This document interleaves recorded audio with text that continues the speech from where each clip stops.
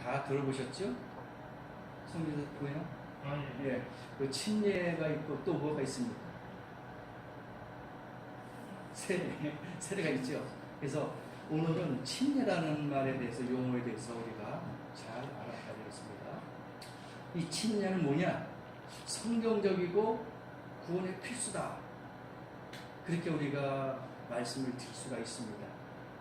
영어로는 baptism 그렇게 이야기하죠. 그래서 침례는 성경적이고 구원의 필수다. 그렇게 말씀을 드릴 수가 있는데 왜 그러느냐? 보세요.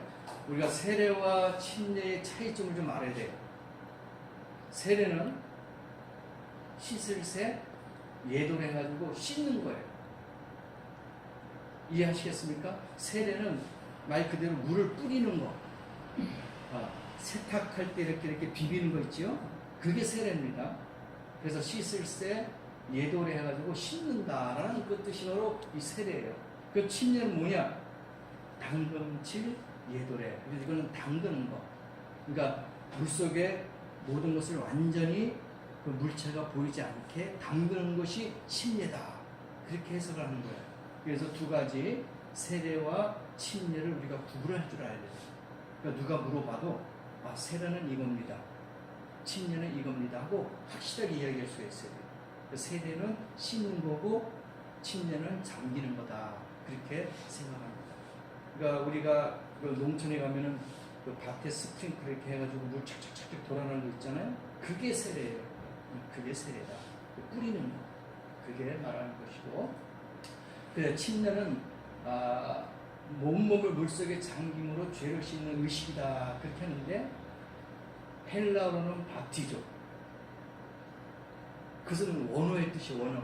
헬라어가 원어죠. 신약에. 그 무슨 뜻이냐? 잠긴다. 침수시킨다. 혹은 완전히 적시다. 이런 뜻이에요.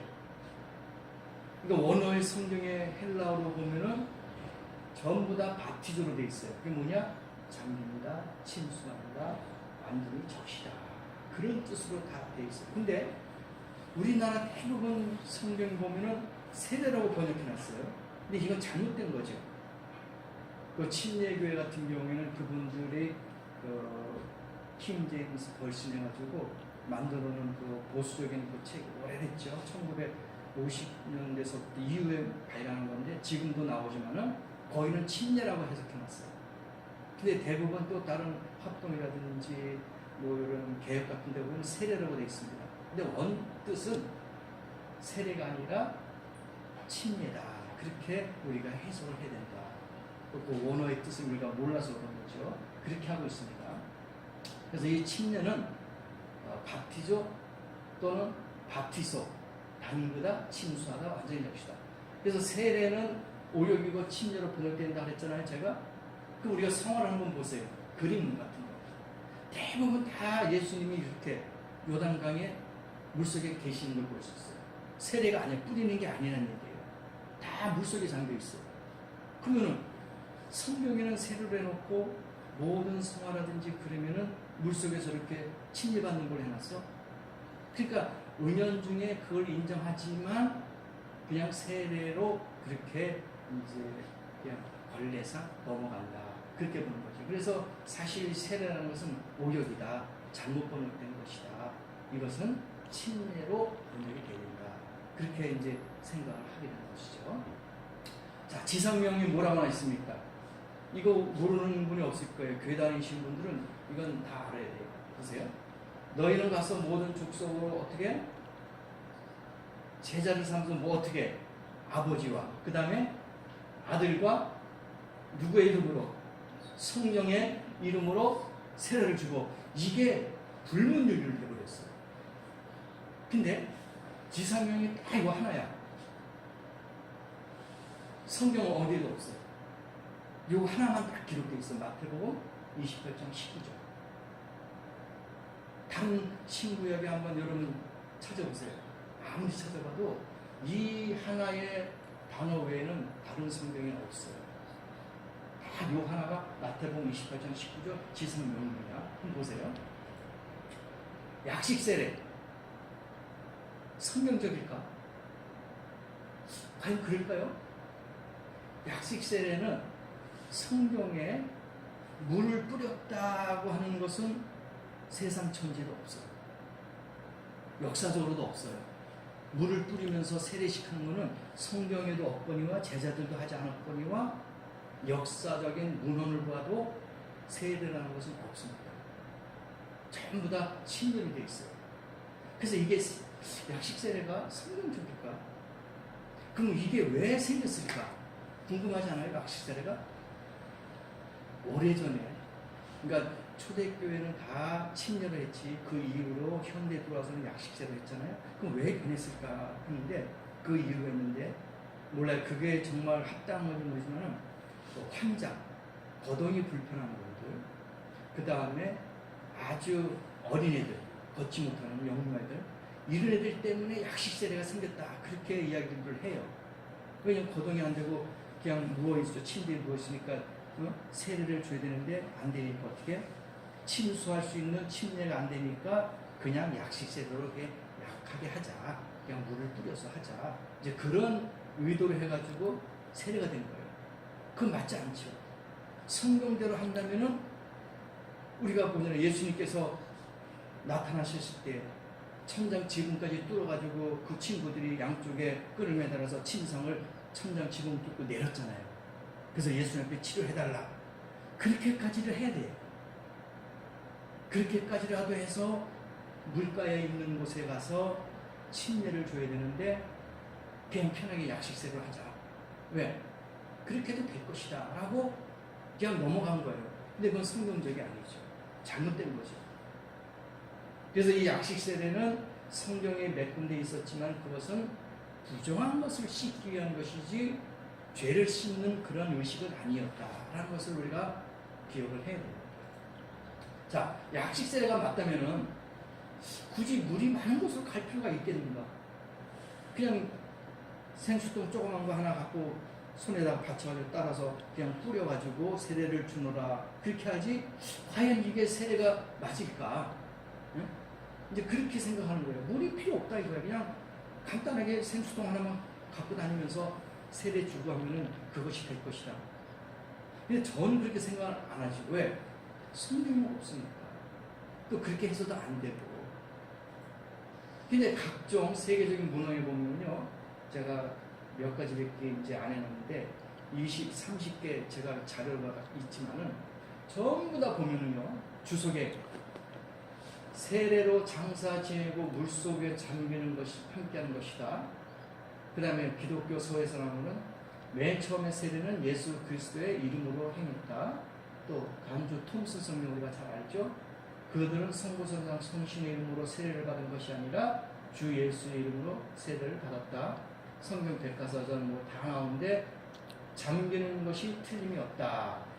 물 아래로 내려갔다. 다 그렇게 돼 있어요. 역사적인 책들 보면 다 그렇게 돼 있어요. 그러니까 우리가 지금 행하는 것들은 전부 다 세례는 뭔가 부족함이 있겠구나. 그렇게 생각합니다. 역사적인 책들 보면 다 그렇게 돼 있단 말이에요. 자, 보세요. 아버지와 아들과 성령의 이름으로 그렇게 나왔죠? 그러면 아버지는 누구예요? 하나님이죠. 아들은 누구예요? 예수님. 그럼 예수님은 뭐라 그랬습니까? 임마누엘. 왜? 아들을 낳으리니 이름을 예수라 하라. 그죠? 임마누엘이 하리라. 임마누엘을 해석한즉 하나님 우리와 함께하리라. 그죠?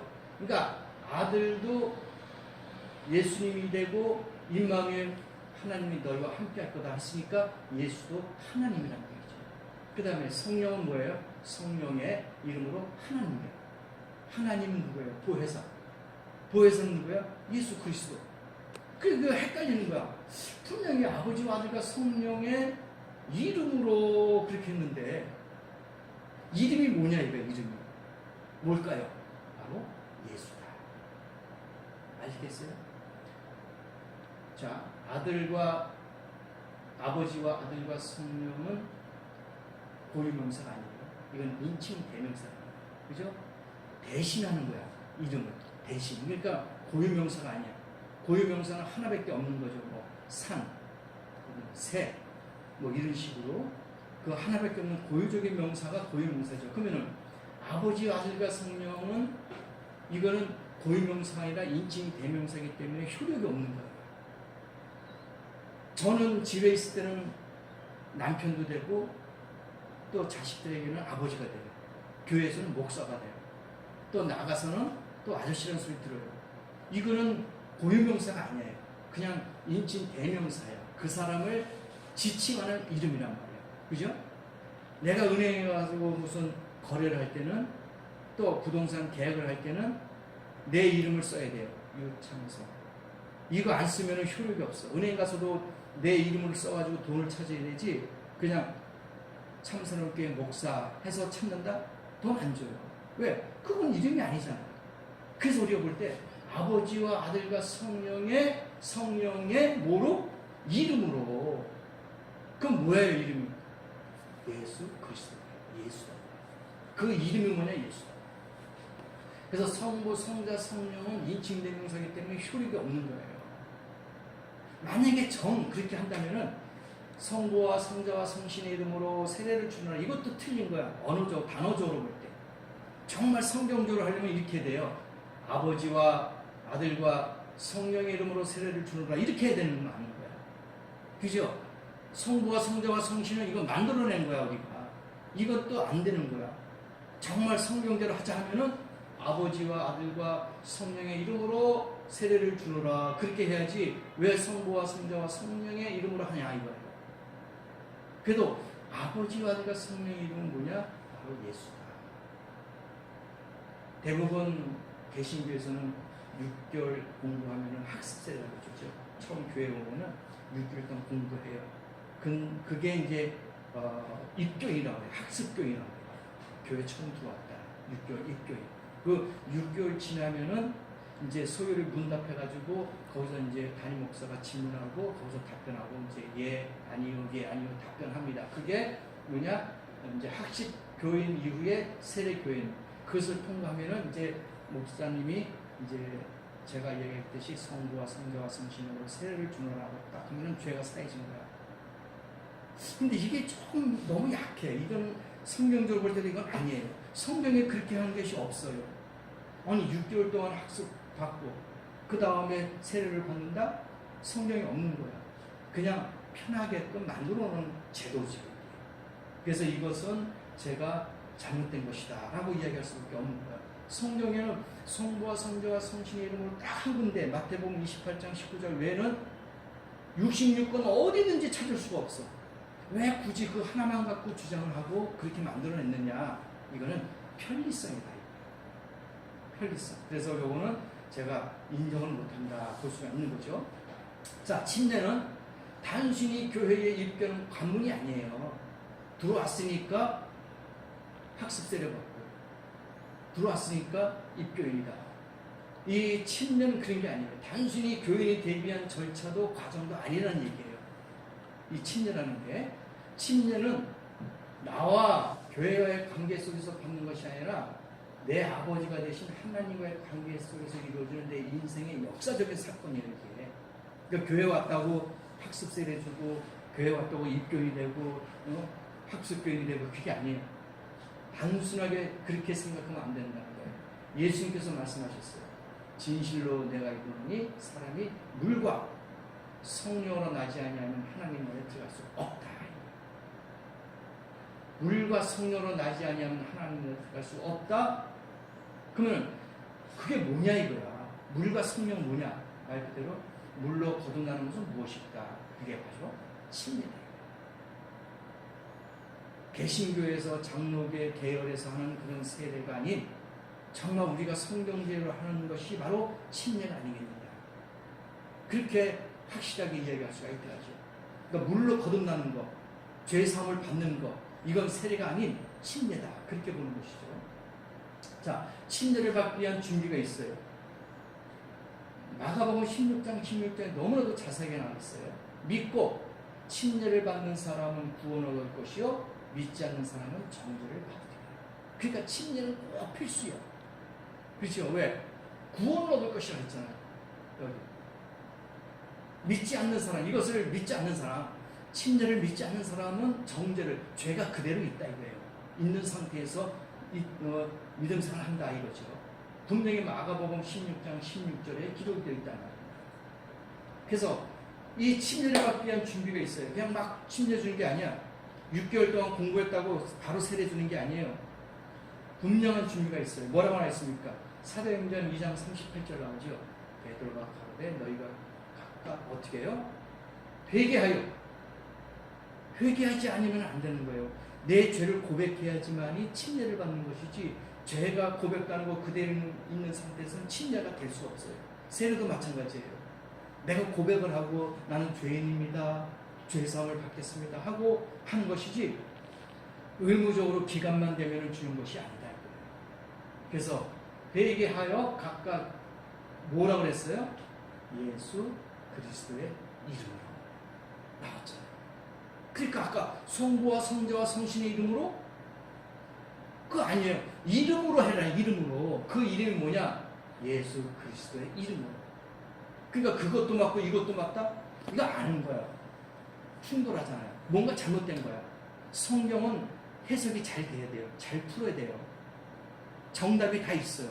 근데 거기는 마태복음 28장 19절에는 아버지와 아들과 성령의 그걸로 세례를 줬어. 근데 여기 와서는 예수 그리스도의 이름으로. 그러니까 마태복음 28장 19절은 잘못된 세례다 이거예요. 그렇게 해주면 안 된다 이거예요. 그의 이름으로. 그죠? 예수 그리스도의 이름으로 뭘? 침례를 받고 죄 사함을 얻으라. 그래야만 성령을 선물로 받으리니. 딱 나왔잖아요. 그러니까 성부와 성자와 성신의 이름으로, 그러니까 그 세 가지의 이름으로가 아니라 바로 여기서 정확하게 알려주셨잖아요. 예수 그리스도의 이름으로. 마태복음은 사도행전의 이전 거예요. 세대적으로 볼 때. 그 이후야. 이거는 누가 하는 거냐? 제자들이 한 거야. 마태복음 28장 19절에는 거기서는 예수님 살아 계실 그 당시 너희는 가서 모든 족속으로 제자를 삼아 그렇게 하라 말씀하셨죠. 근데 그 이후에 예수님이 돌아가시고 난 다음에 제자들은 베드로는 이렇게 했단 말이에요. 지금 베드로가 이야기하는 거예요. 그러면 보세요. 베드로가 가로되라 했잖아요. 그럼 자기는 예수님을 쫓아다니면서 배웠는데, 근데 스승이 가르쳐준 대로 안 하고 자기 마음대로 이렇게 할까? 아니거든요. 그러니까 베드로는 그걸 알았던 거야. 아, 아버지와 아들과 성령의 이름으로 하니까 그게 예수 그리스도였구나, 예수님이었구나. 그걸 베드로는 알기 때문에 그 모든 성도들에게 이제 이야기한 거예요. 베드로가 이야기한 거예요 지금. 그러면 베드로는 거짓말쟁이 되고 잘못 침례를 행하는 거야. 그러면 이거는 정죄를 받아야 되는 거야. 근데 베드로는 알았잖아요. 그 이름을, 예수 그리스도의 이름. 성경의 사도행전 2장 38절 정확하게 나오잖아요. 성경에 가르치고 있어요. 골로새서 2장 12절로 나오죠. 너희가 침례로 그리스도와 함께 장사나 되고 죽은 자들 가운데서 일으키신 하나님의 역사를 믿음으로 그 안에서 함께 일으키심을 받았느니라. 물은 예수 그리스도의 부활하심으로 말미암아 이 너희를 구원하는 편이. 그죠? 물은 침례는 너희를 구원하는 것이다 이거예요.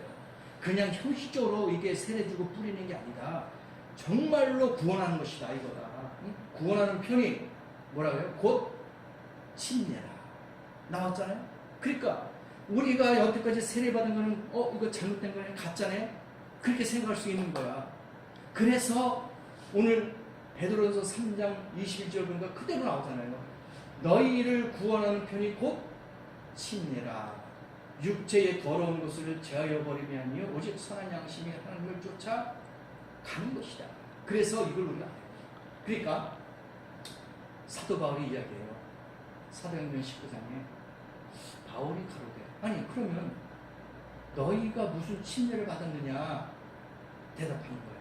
그래서 사도 바울이 물어보는 거야. 야, 너희들 무슨 침례 받았어? 그러니까 그 있는 사람들이 뭐라고 해요? 그들이 대답하되 요한의 침례로라. 바울이 가로되 요한의 침례를 받았어? 그래? 그럼 너 다시 받아야 돼. 그렇게 되는 거야. 그러니까 이 사람들이 황당한 거야. 쉽게 말하면 성부와 성자와 성신의 이름으로 세례를 주노라 해서 이걸 받은 사람은 다시 예수 그리스도의 이름으로 침수해서 침례를 받아라 하는 거하고 똑같은 거야 지금 문맥이. 그래서 보세요. 바울이 물어본 거야. 야, 너 무슨 침례 받았습니까? 저 요한의 침례 받았는데. 왜? 요한은 침례 요한이라고 했습니까? 침례를 줬잖아요.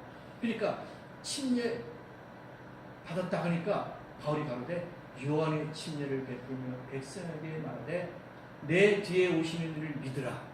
누가요? 예수님이잖아요. 내 뒤에 오는 사람 예수님이잖아요. 그는 곧 예수라. 그죠? 저희가 듣고 주 예수 이름으로 침례를 받으니 2번 받은 거예요. 왜 그럴까요? 그들 분명히 요한의 침례를 받았어. 근데 바울이 이야기하니까 예수의 이름으로 다시 침례를 받아라. 2번 받게 되는 거야. 요한의 침례, 예수 이름으로 침례. 뭐냐? 요한의 침례는 바로 회개의 침례였단 말이에요. 네, 내가 잘못했습니다. 내가 이런 죄를 범했습니다. 그러니까 요한이 그때 침례를 준 거야. 그 죄에 대한 회개의 침례를 줬다 이거죠. 근데 예수님의 이름으로 받는 침례는 뭐예요? 죄 사함이다. 이건 죄를 없애준다 이거야. 다 완전히 없애준다 이거죠. 이해하시겠습니까? 그러니까 요한의 침례는 부족한 거야. 네가 나 죄를 회개합니다. 고백한 회개에 대한 침례고 예수 이름으로 받는 침례는 완전히 죄를 깨끗하게. 그러니까 칠판에 글을 썼어. 근데 그 글이 막 나쁜 욕도 썼어요. 이런 욕도 쓰고 누구는 거짓말쟁이다, 누구는 나쁜 놈이다 하고 막 친구를 모함하고 막 칠판에다 썼어. 근데 예를 들어서 너 그거 잘못된 거 아니야? 너 왜 친구를 모함하고 왜 친구를 그렇게 나쁘게 해? 이건 네가 잘못한 거야. 그러니까 네, 제가 잘못했습니다. 알았습니다. 고치겠습니다. 하면은 그게 회개의 침이라는 얘기야. 그러나 칠판에 있는 걸 선생님이 와가지고 싹싹 지워줘. 깨끗하게 그 욕한 거, 모함한 거 하는 거 싹 다 지워줬어요. 됐지? 깨끗했지? 네. 그럼 2번 한 거야. 그러니까 처음 거는 회개고 그대로 남아있지만은 예수 그리스도의 이름으로 하는 흑판에 있는 거 다 지운 거는 죄 사함이에요. 그때서야 지금 완전히 다 없어진 거예요. 그러니까 그렇게 2번 받은 거예요. 그러니까 성경의 모순이 아니에요. 2번 받을 이유가 없잖아요. 그러나 하나는 회개, 하나는 죄 사함. 이해하시겠죠? 요한이 준 거는 회개고 예수님의 이름으로 받는 것은 죄 사함이다. 이렇게 구분하면 너무 쉬워요. 그래서 요한의 침례, 예수의 이름으로 침례 2가지 있어요. 그래서 요거는 요한의 침례는 뭐라 했습니까? 예, 죄. 그죠? 그거는 뉘우치고 깨닫는 그거고 예수 그리스도의 이름으로 침례받는 거는 완전히 사함, 죄를 없애한다. 그렇게. 그래서 사도행전 19장 3절 말씀 요한의 침례를 받았는데 왜 다시 침례를 받아야 하나요? 그게 질문이 되는 거야. 그러니까 대답이 네, 다시 받아야 됩니다. 왜? 요한은 죄사함의 침례가 아닌 회개의 침례를 전했던 것입니다. 왜? 요한이 광야에서 회개하라! 천국에 갖고 왔느라 그러죠? 그게 회개의 침례를 그러니까 부르짖은 거야. 그게 회개의 침례라는 얘기야. 요한은 광야에서 회개를 하라. 너의 죄를 회개하라 하니까 네, 회개합니다. 용서합니다. 그런 요한의 침례라는 얘기겠죠. 그 다음에 그래서 에베소 제자들에게 다시 예수 이름으로 침례를 받게 된 것이다. 그래서 회개의 침례가 있고 죄사함의 침례가 있다. 그것은 요한의 침례는 회개, 예수 그리스도 이름으로 받는 침례는 죄사함이다. 그러면 죄사함에는 3가지가 중요한 것이 있어요. 우리가 죄를 갖고 있으면 안 되잖아요. 천국 가려면 사함을 받아야 되잖아요. 뭐냐? 물이 필요한 거예요. 물. 그러니까 침례 받을 때 물이 필요하겠죠. 그 다음에 뭐가? 피가 필요합니다. 또 한 가지는 이름이 필요해요. 이건 필수 조건이에요. 우리가 요리할 때 뭐가 필요할까요? 재료. 그 다음에 물. 그 다음에 불. 이게 필수 아닙니까? 요리할 때. 그게 마찬가지로 물이 필요해요. 죄를 사하려면 나중에 설명하겠죠. 피가 필요하죠. 2번째는 이름이 필요해요. 요거 3개는 필수입니다. 죄사함의 3가지 중요한 거, 물, 피, 이름. 요거는 우리가 평생 기억해야 될 거예요. 이건 죄사함을 받을 때 이게 필요하구나.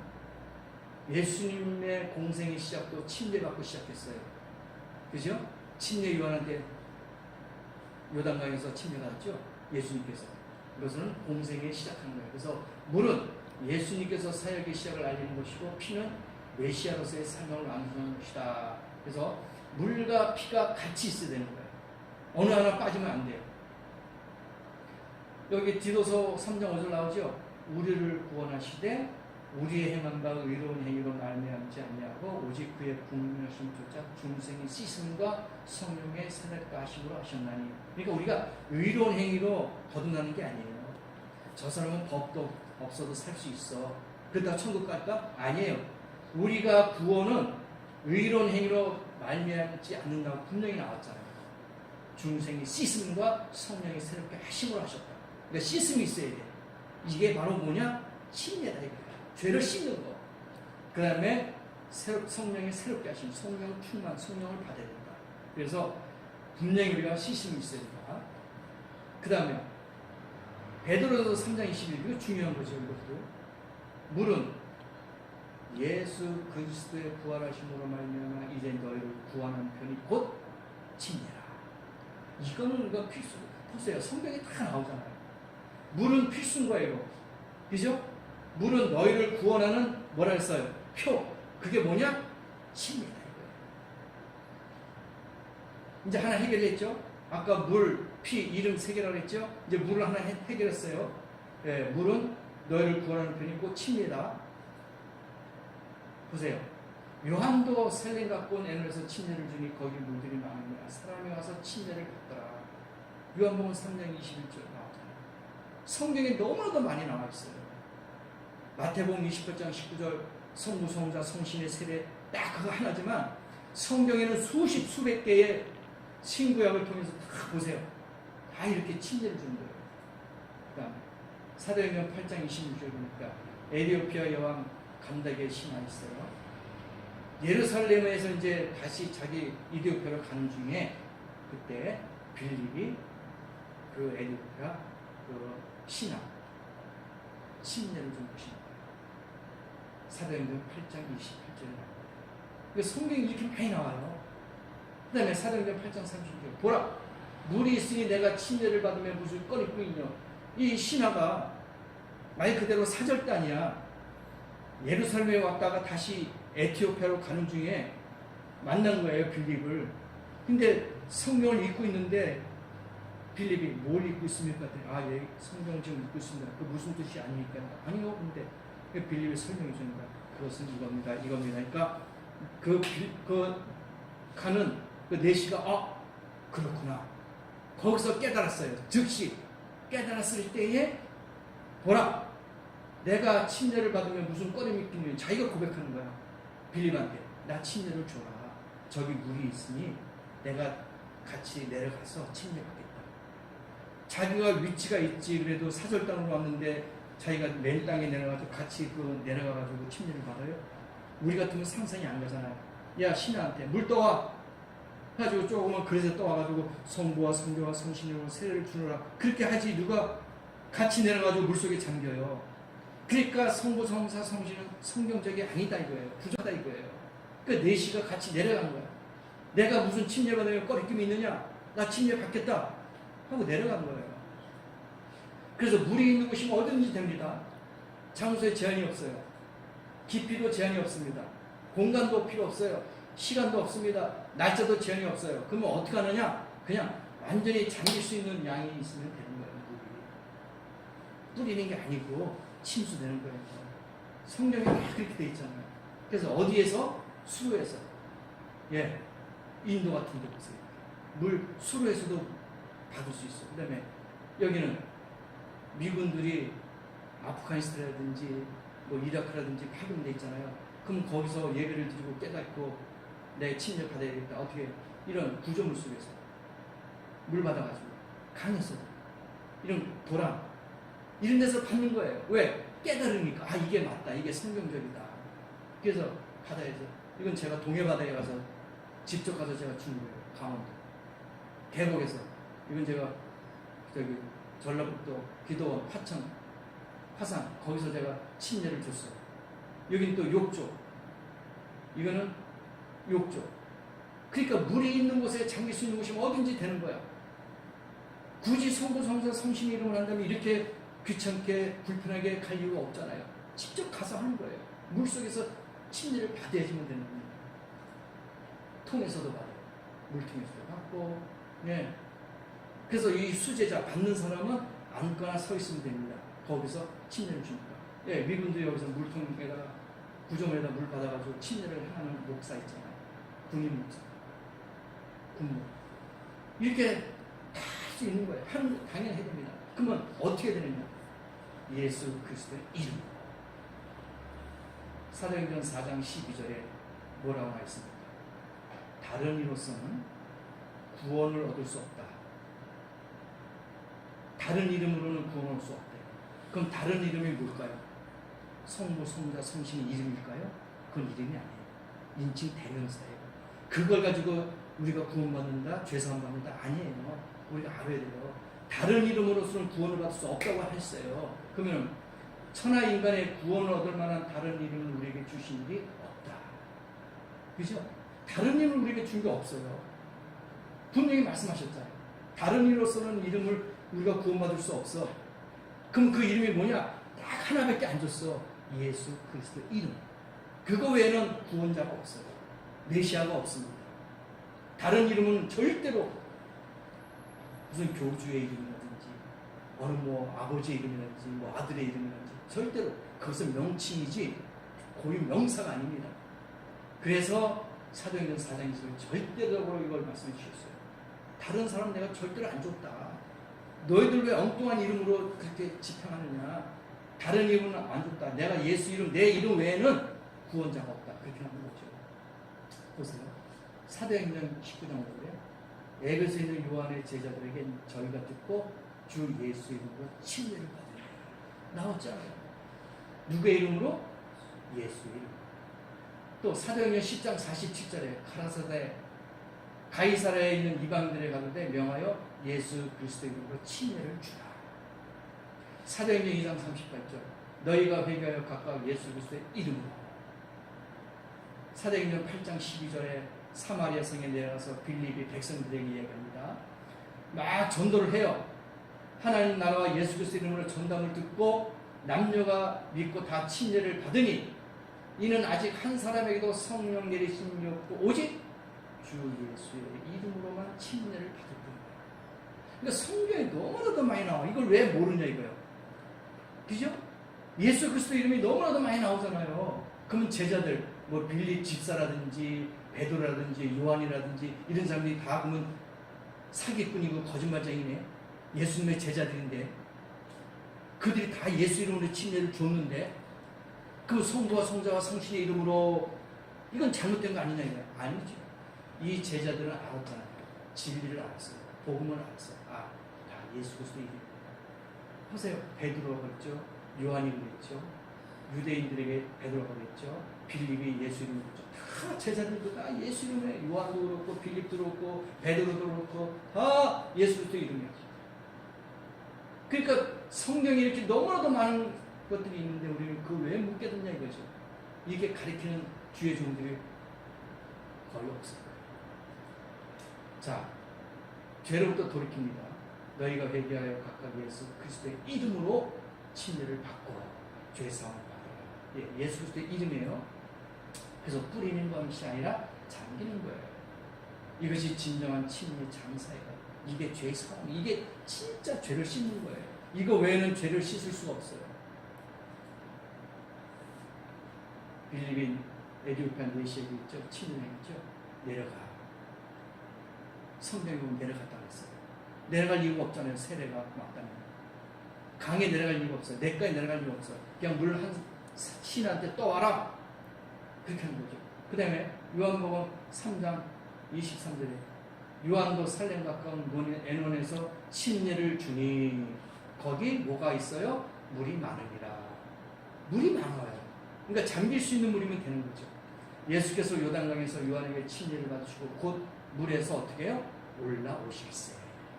그러니까 세례가 맞다면 물속에 갈 필요가 없고 내려갈 필요가 없고 올라올 필요가 없어요. 한 사람만 수고해서 물 떠와서 뿌리면 되는 거야.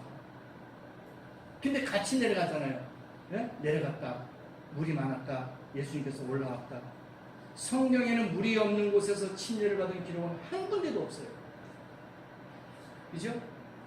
물 떠다가 세례를 줬다는 성경 구절이 있으면은 그거는 대단한 사람. 성경 박박사예요.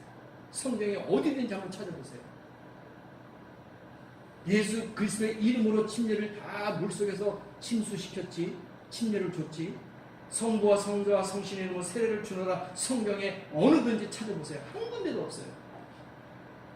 아무리 박 박사라도 성경에 찾을 수 없어요. 왜? 없습니다. 절대로 없습니다. 그러나 예수 이름으로 침수받는 것은, 침례받는 것은 너무나도 많아요. 그래서 예수 그리스도의 이름으로 완전히 물속에 이렇게 잠겨서 나오는 것이, 이것이 진정한 죄사함을 받는 침례입니다. 아시겠습니까? 그 침례라는 것은 장사 지냅니다. 물속에 잠기는 게 죽는 거예요. 죄를 다 사함받고 내 자신이 죽는 거예요. 이게 장사예요. 그럼 여러분, 우리가 장사 상가집에 가면 우리가 하간 예배 드리잖아요.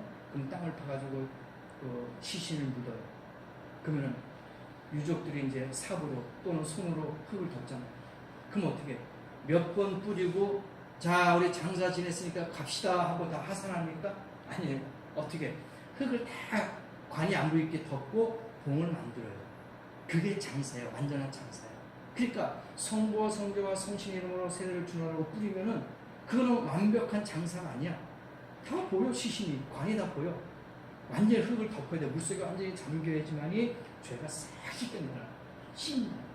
이게 장사예요. 그러니까 침례는 장사예요. 죽음, 장사, 부활이 있어요. 예수님 그랬죠? 죽었어요. 장사 지내셨죠? 부활하셨어요. 그러니까 회개, 침례, 승리. 우리가 회개하는 것은 죽음이요. 내가 매일 죽노라. 사도 바울이 고백했어요. 회개하는 거야. 나 매일 죽습니다. 하나님 용서해 주세요. 이게 회개야. 매일 죽어야 돼. 그러면 죽으면 어떻게 해요? 죽은 사람을 그냥 방치합니까? 장사 지내줘야죠. 그럼 죽은 사람을 땅속에 장사 지내줘야 돼. 화장을 하든지 땅에 묻든지 뭐 하든지. 그래서 장사를 지는 것이 우리가 침례다. 물속에 잠기다. 그 다음에 성령 받는 게 뭐냐? 부활이다. 왜? 성령이 우리 마음속에 거하시면 우리가 주님의 나팔 소리를 듣고 천국을 향하잖아요. 성령 받지 못하니까 하나님의 나팔 소리를 듣지 못한 거예요. 왜? 내 안에 살리는 영이 없으니까. 그래서 죽음, 장사, 부활은 회개, 침례, 성령이다. 그렇게 보시면 되겠어요. 그래서 어린 양의 피가 적용될 때 어떻게? 장사 지낼 때의 물속에서 어린 양의 피가 적용이 되는 거야. 이제 두 개 해결됐죠? 물을 해결됐는데 지금 피. 자, 보세요. 요한일서 5장 6절에 이는 물과 피로 임하신 이시니 그가 누구야? 예수 그리스도다.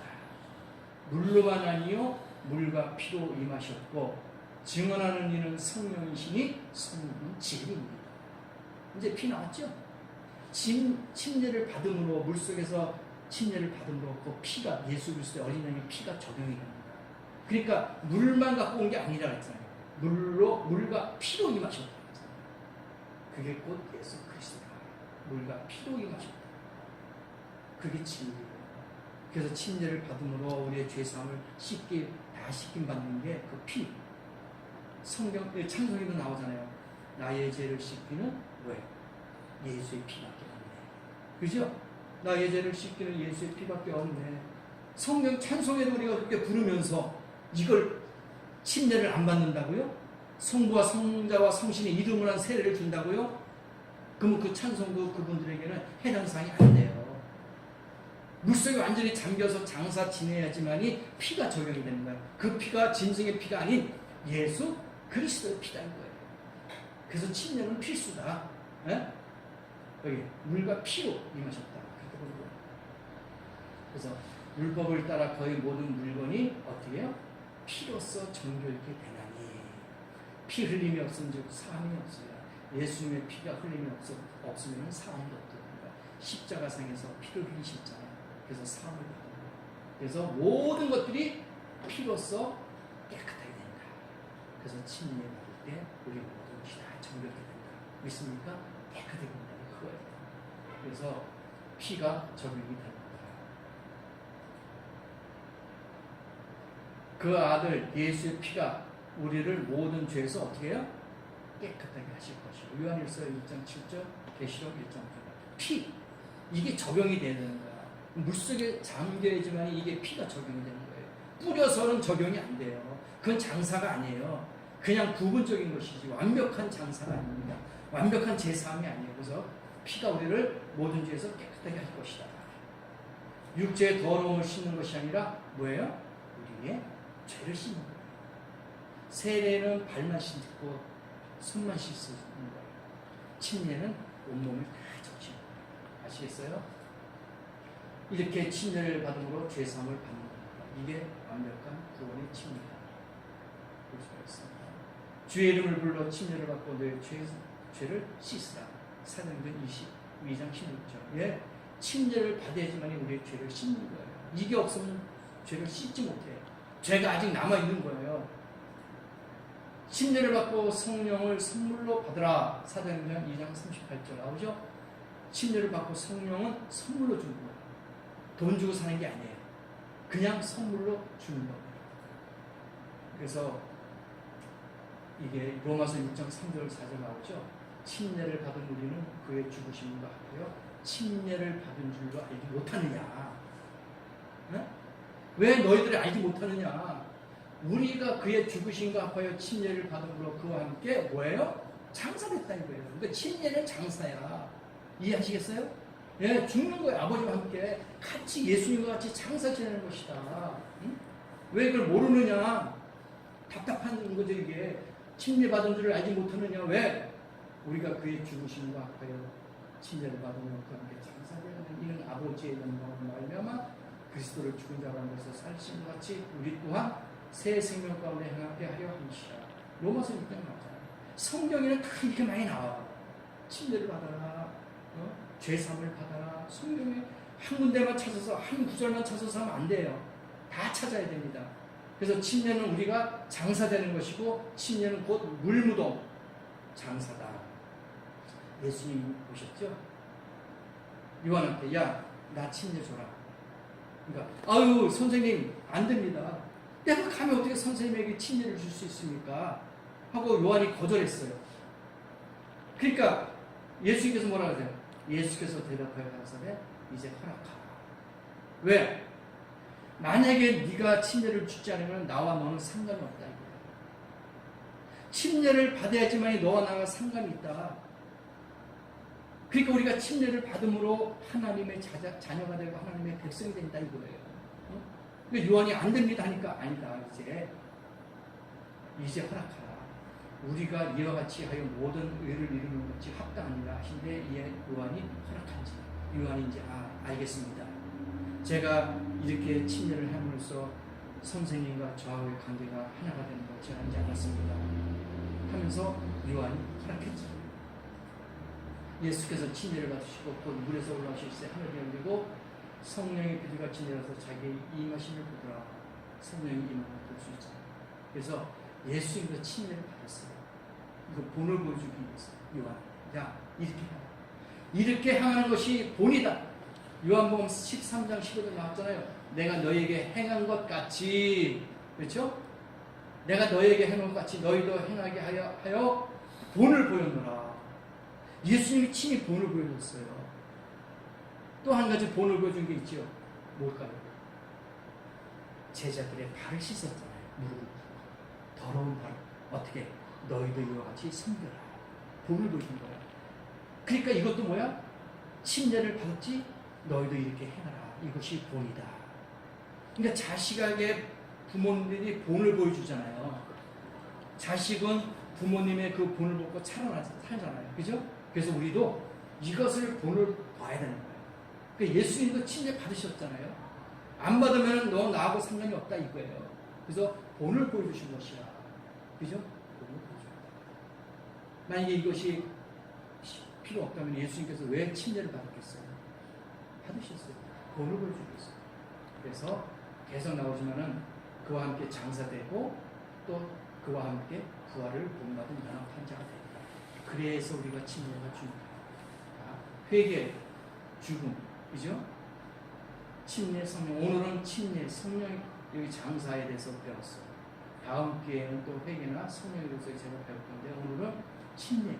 이것은 이스라엘의 일곱 절기에도 포함되는 거죠. 그런 시간이 나중에 차분하게 말씀드리고 오늘 장사입니다. 완전히 물속에 잠깁니다. 이게 장사. 그래서 침례는 예수 그리스도와 연합하는 거예요. 하나가 되는 겁니다. 침례는 죄를 씻음과 죄 사함이 있어요. 위력과 칭을 받습니다. 중생하죠. 구원을 받게 됩니다. 그리스도 옷을 입어요. 그리스도와 함께 장사되는 겁니다. 성경이 너무나도 많은 것이 다 나와요. 사도행전, 로마서, 베드로서, 고린도서. 그러니까 침례는 이러한 너무나도 중요한 예식이다. 이렇게 됩니다. 너희가 그리스도와 함께 다시 사시는 것은 위의 것을 찾으라. 위의 것을 생각하고 위의 것을 찾아야 됩니다. 밑에 인간들의 철학이라든지 인간들의 습관이라든지 인간들의 어떤 제도 이런 거 따르면 안 됩니다. 위의 것을 생각해야 되고요. 하나님의 말씀을 생각해야 됩니다. 그래서 부끄러운 것, 너희 입에 부끄러운 말이다. 너희가 서로 거짓말을 말라. 옛사람을 버려. 세상적인 거 버려야 됩니다. 침례를 받은 사람, 새로운 사람이 거듭나는 거예요. 왜? 제사함을 받았습니다. 그 다음에 온전한 길을 뛴다. 거룩한 생활을 해야 된다. 그렇죠?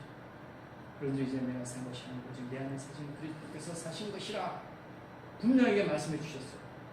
그래서 우리가 그리스도에 사는 관계에 대해서 살아있어 우리가. 그럼 첫 번째 은밀한 기도가 있어요. 늘 항상 기도하고 쉬지 말고 기도하십시오.